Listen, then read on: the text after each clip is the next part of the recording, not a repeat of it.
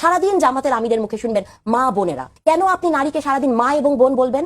মানে আপনি যদি অ্যানথ্রোপোলজিক্যাল অ্যাসপেক্টে দেখেন, মা এবং বোন বলাটা এমন একটা জায়গা যে নারীকে ঘরের ভেতর রেখে ঘরের আঙ্গিকে সেই জায়গায় দেখা। আমি নারী তো চাই না উনি আমাকে মা এবং বোন হিসেবে দেখুক, উনি আমাকে একটা মানুষ হিসেবে দেখবেন। এবং আমরা কি উনাকে আব্বু এবং ভাইয়া বলি? আমরা তো আব্বু এবং ভাইয়া বলি না। সারা দিন রাত একটি রাজনৈতিক দল নারীকে মা এবং বোন বলে তাকে একটা গ্রিপের মধ্যে আনার চেষ্টা করে। এটি একটি রাজনৈতিক পরিভাষা হতে পারে না। और अभी तो रुको, ক্লাইম্যাক্স अभी বাকি। এই মা বোনদের পাশে যাতে আমরা দাঁড়াতে পারি, মা বোনদের পাশে ইনশাআল্লাহ আল্লাহ রহম করলে বিএনপি যাতে আপনাদের পাশে দাঁড়াতে পারে, আপনাদেরকে যাতে যেই মা বোনদের ফ্রি শিক্ষার ব্যবস্থা দেশনেত্রী খালেদা জিয়া করে দিয়ে গেছিলেন, সেই মা বোনরা শিক্ষা পেয়েছে, শিক্ষায় আজকে তারা শিক্ষিত হয়েছে, কিন্তু সেই মা বোনকে অর্থনৈতিকভাবে আমরা যাতে সচ্ছলভাবে গড়ে তুলতে চাই, সেই জন্য এইরকম একটি ফ্যামিলি কার্ড আপনাদের কাছে পৌঁছে দিতে চাই মা বোনদের কাছে।